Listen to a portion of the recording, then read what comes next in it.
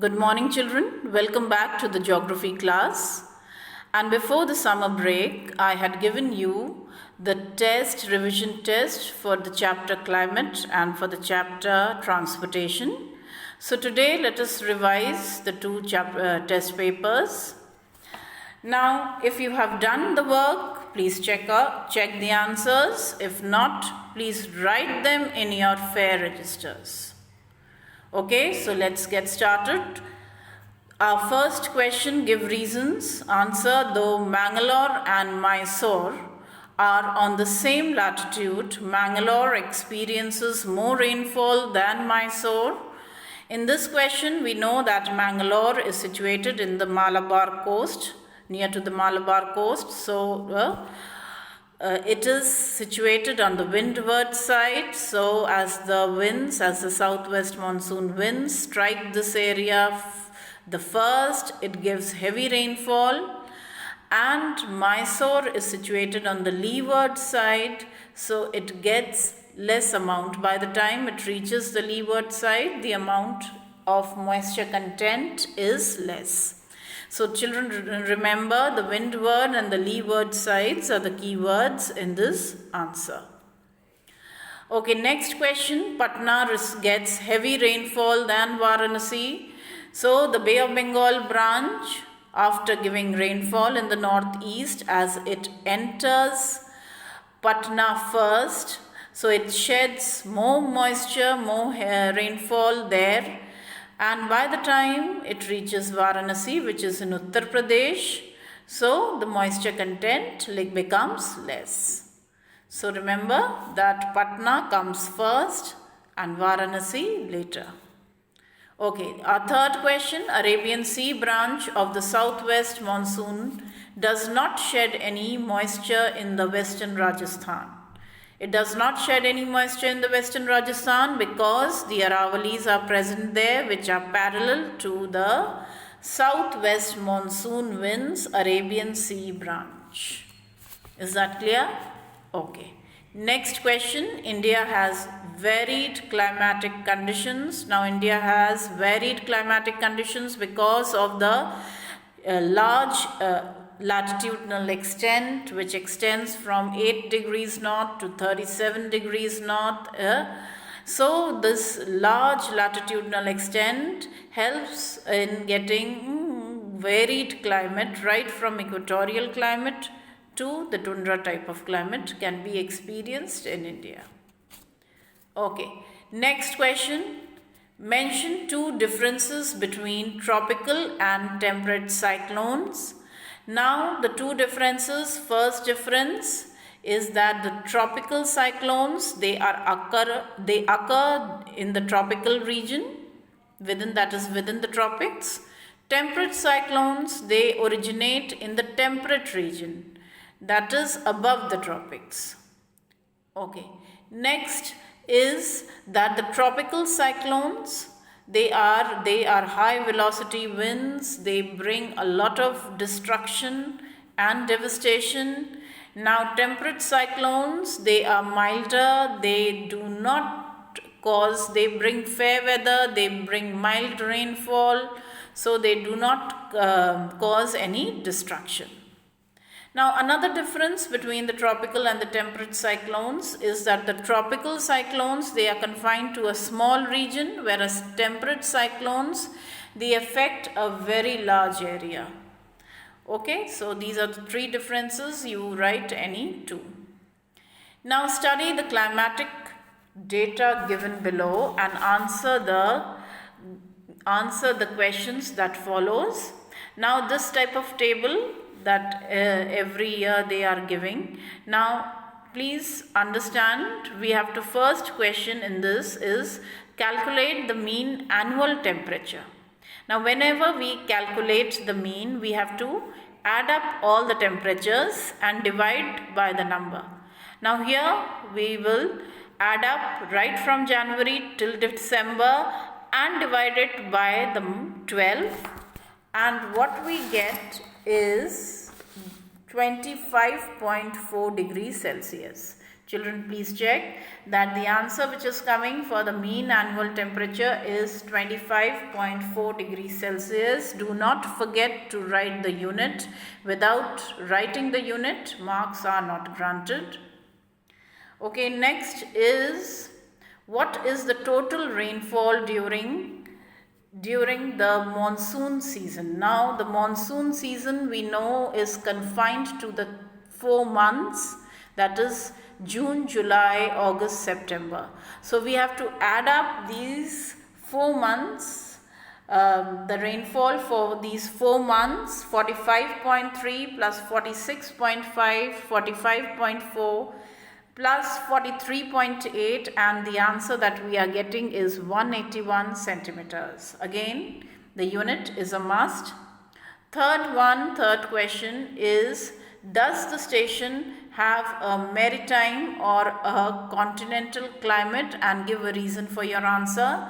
The station has a maritime or a continental climate. Now this depends on the annual range of temperature. So if such a question comes, we have to first find the annual range of temperature.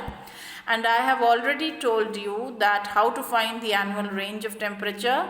That is, we have to subtract the highest temperature minus the lowest temperature, which will give us the annual range of temperature. So here the highest rainfall is 30.4 centimeters in the month of June, and the lowest temperature is 23.8 centimeters in the month of January, and what the answer that is coming is 6.6 degrees Celsius. Now children, 6.6 degrees Celsius is less than 10.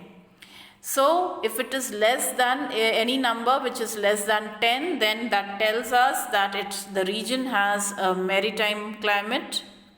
If it is the annual range of temperature is more than 10, then the region will have continental type of climate.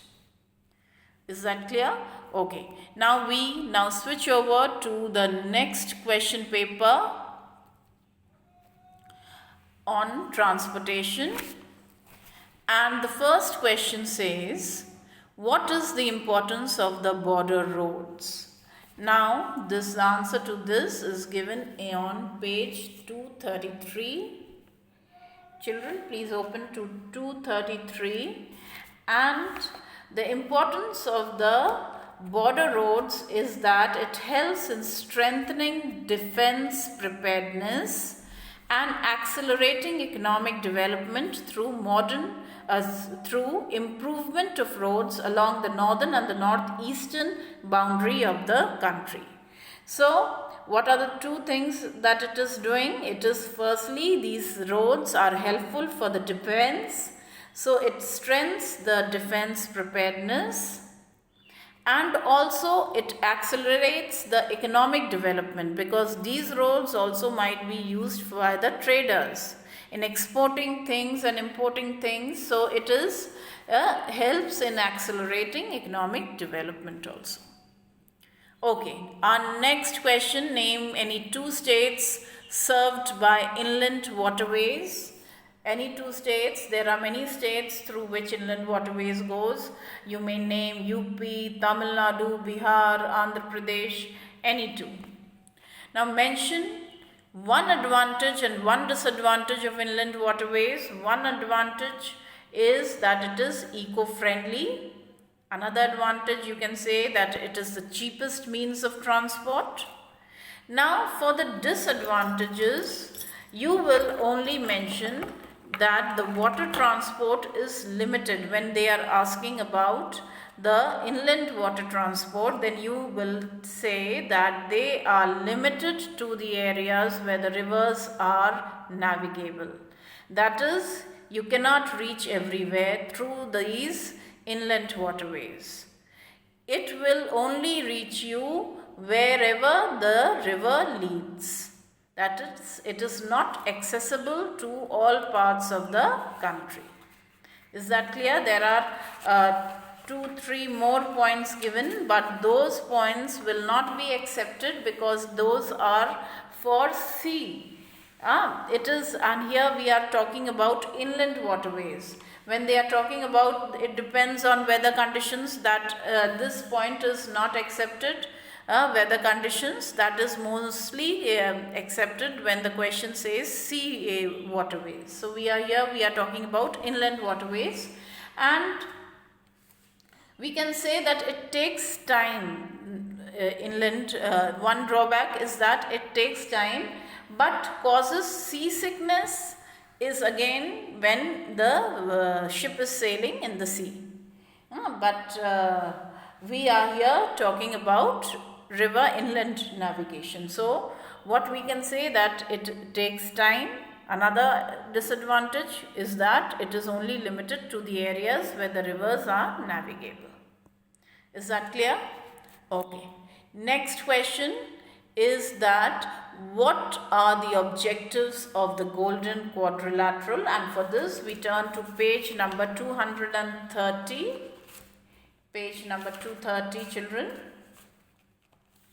And it is in the green box given the importance or the objectives of the Golden Quadrilateral are given.